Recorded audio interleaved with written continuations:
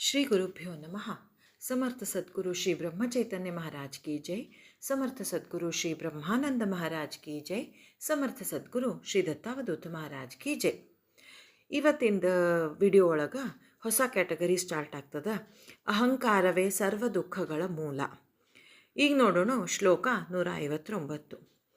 जणे मक्षिका भक्षिली जाणवेचे तया भोजनाचे रुची प्राप्त कैची अहं भावजा मानसीचा विरेना तया ज्ञान हे अन्नपोटी जिरेना.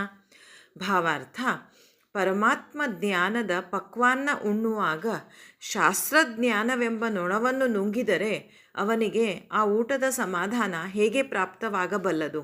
ಅದೇ ರೀತಿಯಾಗಿ ಮನಸ್ಸಿನಲ್ಲಿ ಅಹಂಭಾವ ದೂರವಾಗುವವರೆಗೂ ಪರಮಾತ್ಮನ ಅನುಭವ ರಕ್ತಗತವಾಗಲಾರದು.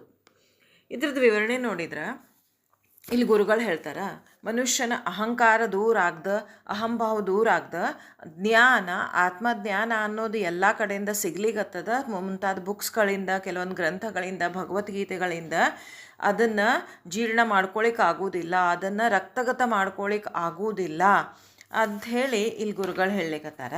ಇದನ್ನು ನಾವು ಫಸ್ಟ್ ಹೆಂಗೆ ನಮ್ಮ ಈಗಿನ ಪ್ರೆಸೆಂಟ್ ಲೈಫಿಗೆ ಹೆಂಗೆ ಅಪ್ಲೈ ಮಾಡ್ಕೊಳಿಕ್ಕೆ ಸಾಧ್ಯ ಆಗ್ತದೆ ಅನ್ನೋದು ನೋಡೋಣ. ಈಗ ಬೇಸಿಕಲಿ ಏನಂದ್ರೆ ನಾವೇನು ಅರ್ಥ ಮಾಡ್ಕೋಬೇಕಂದ್ರೆ, ಈಗೋ, ಅಹಂಭಾವ, ಅಹಂಕಾರ ಅಂದರೆ ಏನು? ಫಸ್ಟ್ ಥಿಂಗ್, ನಾನು ಕರ್ತೃ, ನಾನು ಈ ದೇಹ, ನಾನು ಕರ್ತೃ, ನಾನು ಕೈಕಾಲು ಬಡೋದು ಪ್ರಯತ್ನ ಮಾಡಿ ಹಿಂಗೆ ಮಾಡಿಬಿಡ್ಬೋದು, ಹಿಂಗೆ ಯಾವುದನ್ನು ಕೆಲವೊಂದು ಎಲ್ಲನೂ ನಮ್ಮ ಔಟ್ ಆಫ್ ಅವರ್ ಕಂಟ್ರೋಲ್ ಇಟ್ಟಿಲ್ಲ ಭಗವಂತ.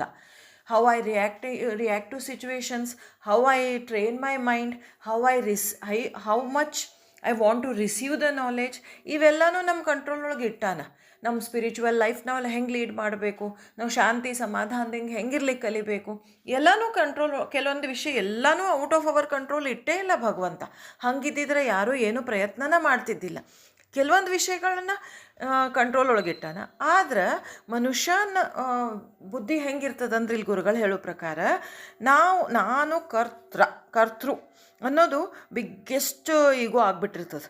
ನಾನು ಈ ದೇಹ ಅಂಥೇಳಿ, ಆಮೇಲೆ ನಂದು ಒಂದು ಜನ್ಮ, ಫಾರ್ಮು, ಖರೆ, ಸತ್ಯ, ಕಣ್ಣಿಗೆ ಕಾಣೋದು ಸತ್ಯ, worldly pleasures, worldly things, worldly persons ಖರೆ ಅಂದ್ಕೊಂಡು ನಾನು ಕರ್ತೃ, ನಾನು ಹಿಂಗೆ ಮಾಡಿಬಿಡ್ಬೇಕು, ಹಂಗೆ ಮಾಡಿಬಿಡ್ಬೇಕು, ಇದನ್ನು ಈಗೋ ಅಂತಾರೆ.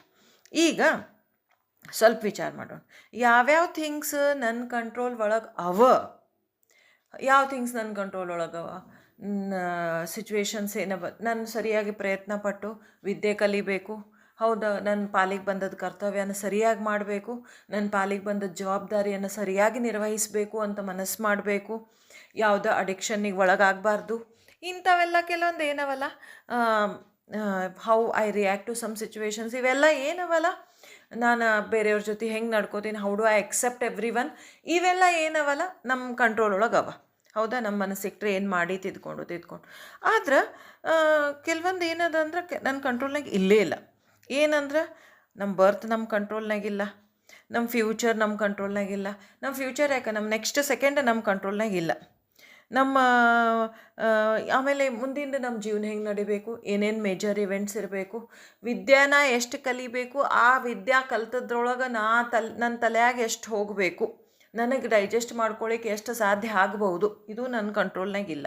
ನನ್ನ ಕರಿಯರ್ ಏನಿರಬೇಕು, ನಾ ಯಾವ ಊರೊಳಗೆ ನೆಲೆಸಬೇಕು, ಯಾರು ಗಂಡ ಆಗಬೇಕು, ಯಾರು ಹೆಂಡತಿ ಆಗಬೇಕು, ಯಾರು ನನ್ನ ಮಕ್ಕಳಾಗಿ ಹುಟ್ಟಬೇಕು, ಯಾವ್ದು ನನ್ನ ಕೈಯಾಗದ? ಯಾವುದೂ ನನ್ನ ಕೈಯಾಗಿಲ್ಲ. ಯಾವ ರೋಗ ಬರ್ಬೋದು, ಏನು ಜಡ್ಡು ಬರ್ಬೋದು, ಹೆಂಗೆ ಸಾಯ್ಬೋದು, ಯಾವಾಗ ಸಾಯ್ಬೋದು, ಅದು ನನ್ನ ಕಂಟ್ರೋಲ್ನಾಗತ್ತ ಏನೋ ಇಲ್ಲ. ಆದ್ರೆ ಏನಂದ್ರೆ ನಮ್ಮ ಮನಸ್ಸಿಗೆ ಮುಂದೆ ಏನಾಗಬಹುದು, ನೆಕ್ಸ್ಟ್ ಸೆಕೆಂಡ್ ಏನಾಗಬಹುದು ಅನ್ನೋ ಭೀತಿ ಸತತ. ಯಾಕಂದ್ರೆ ಫ್ಯೂಚರ್ ಈಸ್ ಅನ್ಸರ್ಟನ್, ಫ್ಯೂಚರ್ ನಮಗೆ ಗೊತ್ತಿಲ್ಲ, ಅದು ಪರಮಾತ್ಮನ ಕೈಯಾಗದ. ಪರಮಾತ್ಮನ ನಾವು ಮನಸ್ಫೂರ್ತಿಯಾಗಿ ನಂಬಿಬಿಟ್ರೆ ಅದ್ರ ಪ್ರಾಬ್ಲಮ್ಮೇ ಇಲ್ಲ. ಗುರುಗಳ ಹೌದಪ್ಪ, ಸದ್ಗುರುಗಳಿದ್ದಾನ, ಭಗವಂತ ಇದ್ದಾನ, ನಮ್ಮ ಹಿತಚಿಂತಕ್ಕಿದ್ದಾನ, ನಮ್ಮ ತಂದೆ ತಾಯಿ ಇದ್ದಾನ, ಅವೇನು ಮಾಡಿದ್ದೆಲ್ಲ ಸರಿನ ಮಾಡಿಬಿಡ್ತಾನೆ. ಅವನ ಡಿವೈನ್ ಪ್ಲ್ಯಾನನ್ನು ನಾನು ಎಕ್ಸೆಪ್ಟ್ ಮಾಡಿ ಮೂವ್ ಮಾಡಿಬಿಡ್ತೀನಿ ನನ್ನ ಲೈಫ್ ಒಳಗೆ. ಜಗಳ ಭಾಳ ಇಲ್ಲ ಪರಮಾತ್ಮನ ಜೊತೆ ಲೈಫ್ ಜೊತೆ ಭಾಳ ಸೀರಿಯಸ್ ಆಗಿ ಜಗಳ ಇಲ್ಲ, ಸೊ ಲೈಫ್ ಸ್ಮೂತಾಗೇನೆ ಹೋಗ್ತದೆ. Because you don't react from your body to the outer situations, you react from your mind. And we should train how we should react to situations, different situations, how we have to accept different personalities, everything. We need to train our mind with the help of these books. Yes or no? Agree or no? ಈಗ ಅದಕ್ಕೆ ಅನ್ಸರ್ಟನಿಟಿನ ಮನಸ್ಸು feel ಮಾಡೋದ್ರಿಂದ ನಾವು ನಮ್ಮ ಮನಸ್ಸಿಗೆ train ಮಾಡಬೇಕಂತ ಹೇಳ್ತಾರೆ ಇಲ್ಲಿ ಗುರುಗಳು. To bear with uncertainty. Bear with uncertainty ಪೇನ್ನಿಂದ ಅಲ್ಲ, ನೋವಿನಿಂದ ಅಲ್ಲ, ಅಯ್ಯೋ ಅನ್ಸರ್ಟನಿಟಿ ಎಷ್ಟದಪ್ಪ ಐ ಹ್ಯಾವ್ ಟು ಬೇರ್, ಇಲ್ಲ, ಸಂತೋಷದಿಂದ. ನೋ, ಐ ಎಗ್ರಿ, ಶ್ರೀಹರಿ ಇದ್ದಾನ, ಭಗವಂತ ಇದ್ದಾನ, ಅವ್ನು ಸಮರ್ಥ ಸದ್ಗುರುಗಳಿದ್ದಾರ, ಅವರು ನಮಗೇನು ಪ್ಲ್ಯಾನ್ ಮಾಡಿರ್ತಾರೆ ದಿ ಬೆಸ್ಟ್ ಮಾಡಿರ್ತಾರೆ, ನಮ್ಮ ಬಗ್ಗೆ ಏನು ಡಿಸಿಷನ್ಸ್ ತೊಗೊಂಡಿರ್ತಾರೆ ದಿ ಬೆಸ್ಟ್ ತೊಗೊಂಡಿರ್ತಾರೆ. ಐ ಎಕ್ಸೆಪ್ಟ್, ಸಂಪೂರ್ಣ ವಿಶ್ವಾಸ ಶ್ರದ್ಧೆ ಮಾಡಿ ಅವರಿಗೆ ಅವ್ರ ಪಾದದ ಮೇಲೆ ತಲೆ ಇಟ್ಟು ಬಿಡೋಣ. ನೀವು ಹೆಂಗೆ ನಡೆಸ್ತೀರಿ ಎಕ್ಸೆಪ್ಟೆಡ್ ಅದಲ್ಲ, ಜಗಳಿಲ್ಲ. ಜಗಳ ಮಾಡಿನೂ ಏನು ಬಂದದ್ದು ಅನುಭವಿಸಬೇಕು. ಎಕ್ಸೆಪ್ಟ್ ಮಾಡಿ ಸಂತೋಷದಿಂದ ಗುರುಗಳಿಗೂ ಪ್ರೀತಿ ಆಗೋಂಗೆ, ಹೌದ್ರಿ ಗುರುಗಳು ನೀವು ಮಾಡಿದ್ದು ನಾನು ಚಲೋದಕ್ಕೆ ಅವ್ರಿಗೂ ಪ್ರೀತಿ, ಹೌದಾ ಅವ್ರಿಗೆ ಅಂದು ಗುರುನಿಂದನ ಮಾಡಿ ಜಗಳಾಡಿ ಭಗವತ್ ನಿಂದನ ಮಾಡಿ ಆದರೂ ನಾವು ಎಕ್ಸೆಪ್ಟ್ ಮಾಡಿ ಏನಿದ್ದದ ನಮ್ಮ ಕರ್ಮಭೋಗ ಸವಿಸಬೇಕು. ಇಲ್ಲ, ಸಂತೋಷದಿಂದ ಅವ್ರು ಏನು ಕೊಡ್ತಾರೆ ಅದನ್ನು ಎಕ್ಸೆಪ್ಟ್ ಮಾಡಿ ಆದ್ರೂ ಸವಿಸಬೇಕು. ಯಾವುದು ಅದು ಚಾಯ್ಸ್ ನಮಗೆ ಕೊಟ್ಟಾನ. Most of the choices life ಇವೆಂಟ್ಸ್ನಾಗ ನಮಗೆ ಕೊಟ್ಟಿರ್ತಾನೆ ಭಗವಂತ, ಹೌದಾ. ಅದಕ್ಕೆ ಇಲ್ಲೇ ಗುರುಗಳದ ಅಂತಾರೆ, ಇಷ್ಟೆಲ್ಲ ನಮ್ಮ ಕಂಟ್ರೋಲ್ನಾಗ ಇಲ್ಲ ಅಂದ್ರೂ ಮನುಷ್ಯ ಏನು ಅನ್ಕೋತಾನ, ಹೀಗೆ ಮಾಡಿ ನಾನು ಎಸ್ಟ್ರಾಲಜಿ ಹೆಲ್ಪ್ ತೊಗೊಂಡು ಎಲ್ಲಾನು ಥಿಂಗ್ಸ್ ಕಂಟ್ರೋಲ್ ಮಾಡಿಬಿಡ್ಬೋದು, ಅಥವಾ ನಾ ಹಿಂಗೆ ಮಾಡ್ಕೊಂಡು ಇಷ್ಟ ಅಗದೇ ಹಿಂಗೆ ಇದ್ದ ಡಿಸಿಪ್ಲಿನ್ಡ್ ಲೈಫ್ ಹಿಂಗೆ ಮಾಡಿ ಇಷ್ಟ ಗಂಟೆಗೆ ಇಷ್ಟ ಯೋಗ ಮಾಡಿ ಇಷ್ಟ ಮಾಡಿ. ಹೌದು, ಹಂಗೆ ಮಾಡೋದ್ರಿಂದ ಕೆಲವೊಂದು ಡಿಸೀಸಸ್ ನಾವು ಕಂಟ್ರೋಲ್ ಮಾಡ್ಬೋದು, ಇಲ್ಲಂತ ಹೇಳಂಗಿಲ್ಲ. ಅದನ್ನು ಮೀರಿ ಕೆಲವೊಂದು ಕರ್ಮಾನುಸಾರ, ಪ್ರಾರಬ್ಧ ಕರ್ಮಾನುಸಾರ ನಮಗೆ ಏನು ಬರುವೆ ಅದು ಹಂಗಂತ ಹೇಳಿ ಇಲ್ಲಿ ಗುರುಗಳು ನೀವು ಡಿಸಿಪ್ಲಿನ್ ಲೈಫ್ ಲೀಡ್ ಮಾಡಬೇಡ್ರಿ, ವ್ಯಾಯಾಮ ಮಾಡಬೇಡ್ರಿ, ಕುಡ್ಕೋತ ಅಡ್ಡಾಡ್ರಿ ಅಂತ ಹಾಗೇನು ಹೇಳಿಲ್ಲ. ಅನ್ನೋದನ್ನು ಈಗ ಯಾಕೆ ನಾವು ಫೇಟ್ ಜೊತೆ ಗುರುಗಳ ಜೊತೆ ಸಿಚುವೇಶನ್ಸ್ ಎಕ್ಸೆಪ್ಟ್ ಮಾಡ್ಕೊಳ್ಳಿಕ್ಕೆ ರೆಸಿಸ್ಟ್ ಮಾಡೋದಕ್ಕೆ ನಾವು ಸಫರಿಂಗ್ ಕ್ರಿಯೇಟ್ ಮಾಡ್ಕೊಳಿಕತ್ತೀವಿ ಅಂತ ಹೇಳಿಕತ್ತ.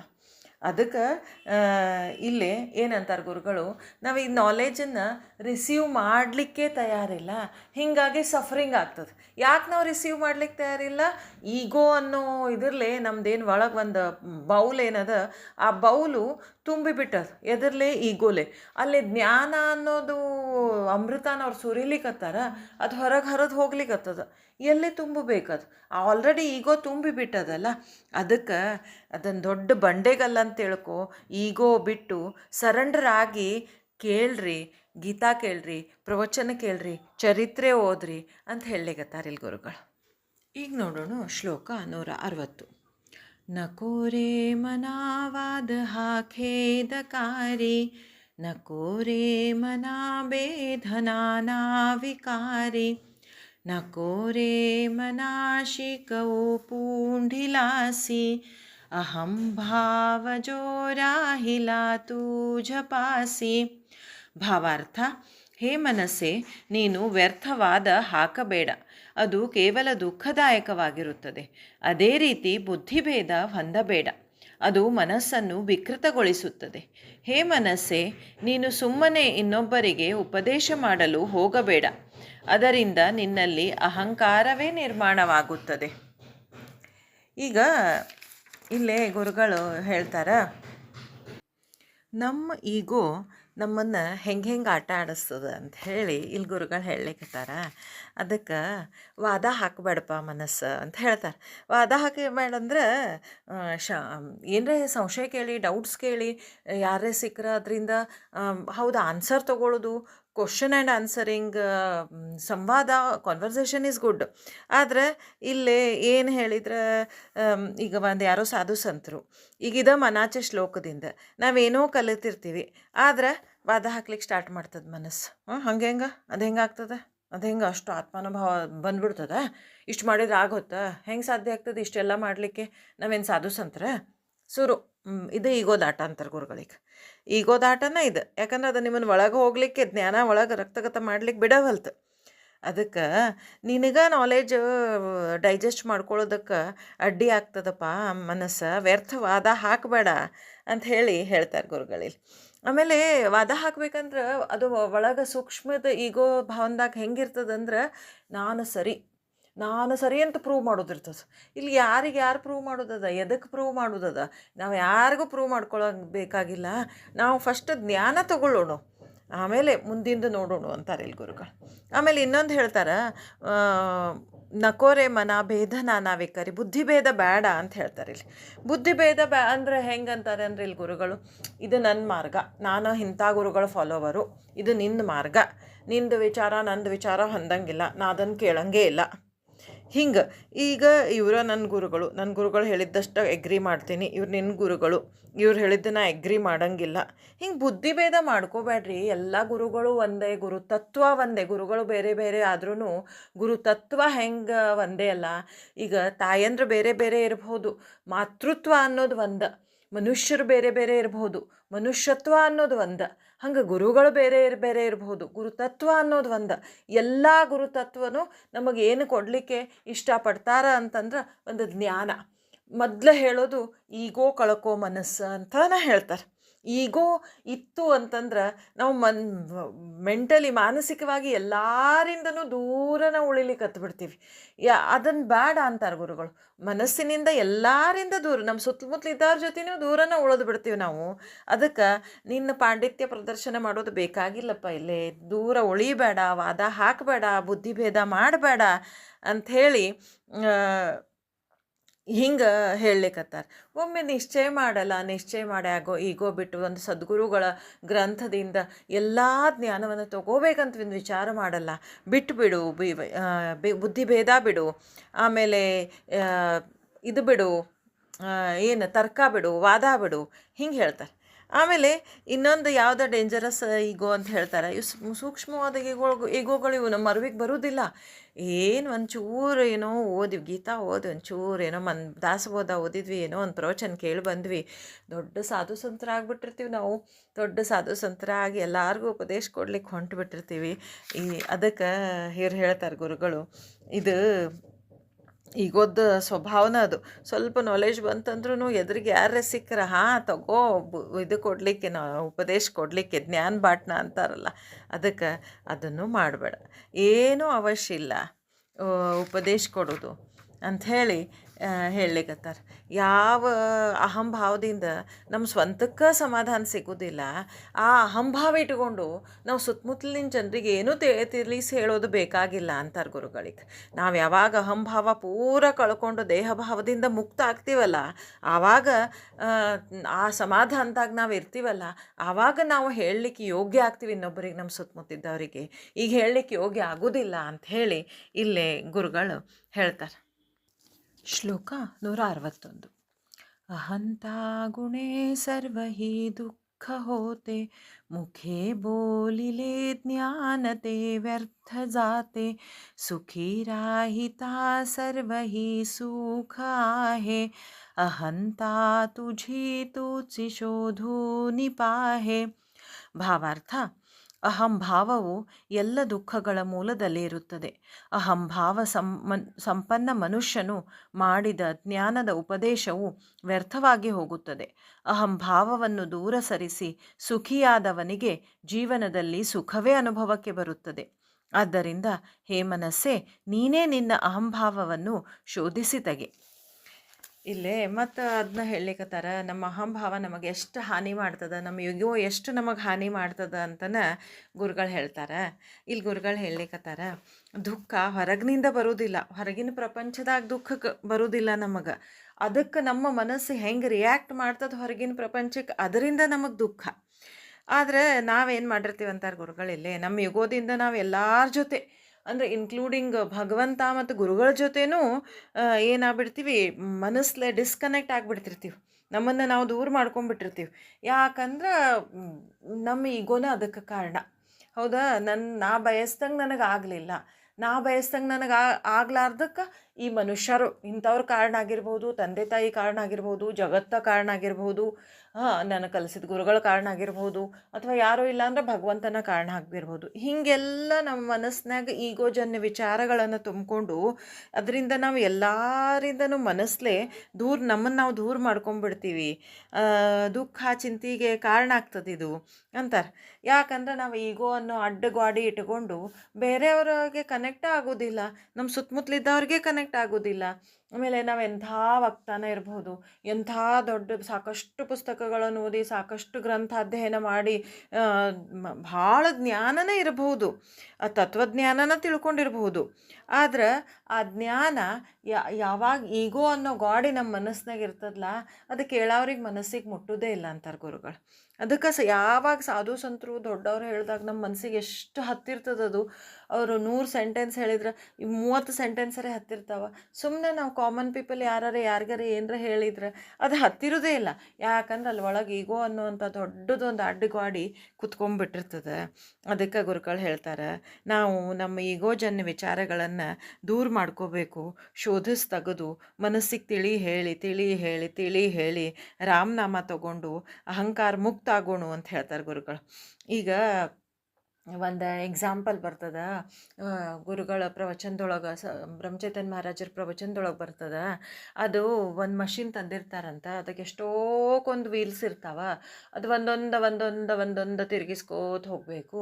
ಹಂಗೆ ತಿರುಗಿಸ್ಕೋತ ಹೋಗೋದು ಬದಲಿ ಒಂದು ಸ್ವಿಚ್ ಆನ್ ಮಾಡಿಬಿಟ್ರೆ ಆ ಕರೆಂಟ್ ಪಾಸ್ ಆಗಿ ಎಲ್ಲ ವೀಲ್ಸು ತಮ್ಮ ತಾಮ ತಿರುಗ್ಲಿಕ್ಕೆ ಶುರು ಮಾಡ್ತಾವಂತ. ಹಂಗೆ ಅಲ್ಲಿ ಗುರುಗಳ ಬ್ರಹ್ಮಚೈತನ್ಯ ಮಹಾರಾಜರು ಹೇಳ್ತಾರೆ, ಒಂದೊಂದು ಚಕ್ರ ನಮ್ಮ ಅಮ್ಮನ ಶೋಧಿಸಿ ತಕ್ಕೊಂಡು ನಮ್ಮ ಇದು ಮಾಡೋದು ಎಲ್ಲ ಮಾಡ್ಕೊಳ್ಳೋಕ್ಕಿಂತ ಒಂದು ರಾಮನಾಮನ ರಾಮನಾಮದಾಗ ಲಕ್ಷ್ಯ ಕೊಟ್ಟು ನಾವು ರಾಮನಾಮ ತಗೋತಾ ಹೋಗ್ಬಿಟ್ವಿ ಅಂದ್ರೆ ನಮ್ಮ ತಪ್ಪು ನಮಗೆ ತಿಳ್ಕೊತ ಹೋಗ್ತವೆ, ನಮ್ಮ ಅಹಂಕಾರ ಜನ್ಯ ವಿಚಾರಗಳು ನಮಗೆ ತಿಳ್ಕೊತ ಹೋಗ್ತವೆ, ನಮಗೆ ಗೊತ್ತಿಲ್ದಂಗೆ ಅವ ನಮ್ಮಿಂದ ದೂರ ಆಗ್ತಾವೆ ಅಂತ ಹೇಳ್ತಾರೆ ಗುರುಗಳು. ಆಮೇಲೆ ಇಲ್ಲಿ ಇನ್ನೊಂದು ಹೇಳ್ತಾರೆ, ಸಫರಿಂಗ್ ಅಥವಾ ದುಃಖ ಹೊಡೆದು ಹಾಕಬೇಕು ಅಂತಂದ್ರೆ ಜಗತ್ತನ್ನು ಬದಲಾಯಿಸ್ಲಿಕ್ಕೆ ಹೋಗಬೇಡಪ್ಪ. ಮಂದಿಗೆ ಉಪದೇಶ ಮಾಡಿ ನೀ ಹಿಂಗಿರಬೇಕು, ನೀ ಹಿಂಗೆ ಮಾಡಬೇಕು, ನೀ ಹಂಗೆ ಮಾಡಬೇಕು, ಮಂದಿಗೆ ಉಪದೇಶ ಮಾಡ್ಲಿಕ್ಕೆ ಹೋಗಬೇಡ, ಮಂದಿನ ತಿದ್ಲಿಕ್ಕೆ ಹೋಗಬೇಡ, ಜಗತ್ತು ಬದಲಾಯಿಸ್ಲಿಕ್ಕೆ ಹೋಗಬೇಡ. ಮೊದಲು ನಿನ್ನ ಮನಸ್ಸಿನಾಗಿನ ತುಂಬ್ಕೊಂಡಿರೋ ಈಗೋ ನೀನು ಅಬ್ಸರ್ವ್ ಮಾಡು, ಅಹಂತಾನ ನೀ ಅಬ್ಸರ್ವ್ ಮಾಡಿ ಅದನ್ನು ಇಗ್ನೋರ್ ಮಾಡ್ಕೋತ ಹೋಗು. ಅಬ್ಸರ್ವ್ ಮಾಡಿದ್ರೆ ಅದಕ್ಕೆ ಕ್ಷೀಣ ಆಗ್ಬಿಡ್ತದೆ ಅದ್ರದ್ದು ಶಕ್ತಿ. ನಮಗಿದು ತಪ್ಪು, ಇದು ಅಹಂಕಾರಜನ್ಯ ವಿಚಾರ ಅಂತ ನಮಗೆ ಗೊತ್ತಾಗ್ಲಿಕ್ಕತ್ತು ಅಂತಂದ್ರೆ ಅದ್ರದ್ದು ಶಕ್ತಿ ಕ್ಷೀಣ ಆಕೋತ ಹೋಗ್ತದೆ. ಅದು ಒಂದು ದಿವ್ಸ ಇಲ್ದಂಗೆ ಆಗ್ತದೆ. ಅದು ನಮಗೆ ಗೊತ್ತಾಗಲಿಕ್ಕೆ ನಮಗೆ ರಾಮನಾಮ ಬೇಕು, ನಮಗೆ ನಾಮಸ್ಮರಣೆ ಬೇಕು ಅಂಥೇಳಿ ಹೇಳ್ತಾರೆ ಇಲ್ಲಿ ಗುರುಗಳು. ಧ್ಯಾನ ಮಾರ್ಗ ಅದು ದೊಡ್ಡವ್ರ ಮಾರ್ಗ, ಯೋಗಿಗಳ ಮಾರ್ಗ. ಅದಕ್ಕೆ ನೀನು ಸಿಂಪಲ್ ನಾವು ಕಾಮನ್ ಮನುಷ್ಯರು, ನೀ ರಾಮನಾಮ ತಗೋತ ಹೋಗ್ಬಿಡಪ್ಪ. ಲಕ್ಷ ಕೊಟ್ಟು ದಿನಕ್ಕೆ ಒಂದು ಸಾಲರೆ ಒಂದು ಸುತ್ತು ಜಪಾರೆ ಲಕ್ಷ ಕೊಟ್ಟು ಭಗವಂತನ ನಾಮನ ಸರ್ವಸ್ವ ಅಂದ್ಕೊಂಡು, ಸುಳ್ಳರೆ ಯಾಕೆ ಅನ್ಕೋಲ್ಲ, ಯಾಕೆ ನಾಮನ ನಮ್ಮ ಸರ್ವಸ್ವ ಅನ್ಕೋತ ಹೋಗೋಂಗ ಅದ ಮನಸ್ಸಿನಾಗ ಗಟ್ಟಿ ಮೂಡ್ತದೆ. ಅದನ್ನು ಮಾಡ್ಕೋತ ಹೋಗಪ್ಪ ಮನಸ್ಸೇ ಅಂಥೇಳಿ ನಮ್ಮಂಥ ಕಾಮನ್ ಪೀಪಲಿಗೆ ಇಷ್ಟರೇ ಅಂತಃಕರಣದಿಂದ ಹೇಳ್ತಾರೆ ಗುರುಗಳು, ಇಷ್ಟರೇ ಅಂತಃಕರಣದಿಂದ ಹೇಳ್ತಾರೆ. ಇಲ್ಲೇ ಒಂದು ಹಂಗೆ ತತ್ವಪದ ಬರ್ತದಲ್ಲ ಇವ್ರದ್ದು, ಶಿಶುನಾಳ್ ಶರೀಫ್ರದ್ದು, ಲೋಕದ ಕಾಳಜಿ ಮಾಡುತ್ತೀನಂತಿ ನಿಂಗೆ ಯಾರು ಬ್ಯಾಡ ಅಂತಾರೆ ಮಾಡಪ್ಪ ಚಿಂತೆ. ನಿನಗೆ ಯಾರು ಮಾಡಂತಾರಪ್ಪ ಲೋಕದ ಕಾಳಜಿ, ಅವ್ರವ್ರ ಕಾಳಜಿ ಅವ್ರು ಮಾಡ್ಕೋತಾರೆ, ಲೋಕ ತನ್ನ ಕಾಳಜಿ ತಾ ಮಾಡ್ಕೋತದ. ನೀ ಮೊದಲು ಚೇಂಜ್ ಆಗು, ಇನ್ನೊಂದು ಸ್ವಲ್ಪ ದಿವ್ಸಕ್ಕೆ ಹೋಗ್ತಿ ಇದರೊಳಗೆ ಮಣ್ಣೊಳಗೆ ಮಣ್ಣು ಹಾಕ್ತಿ, ಅಷ್ಟರೊಳಗೆ ನಿನ್ನ ಚಿಂತೆ ನೀ ಮಾಡಿಕೊಂಡು ಭಗವಂತನ ಕಡೆ ಮುಖ ಹೊರಳಿಸು ಅಂಥೇಳಿ ಇಲ್ಲಿ ಗುರುಗಳು ಹೇಳಲಿಕ್ಕೆ ಇಷ್ಟಪಡ್ತಾರೆ. ಜೈ ಜೈ ರಘುವೀರ ಸಮರ್ಥ.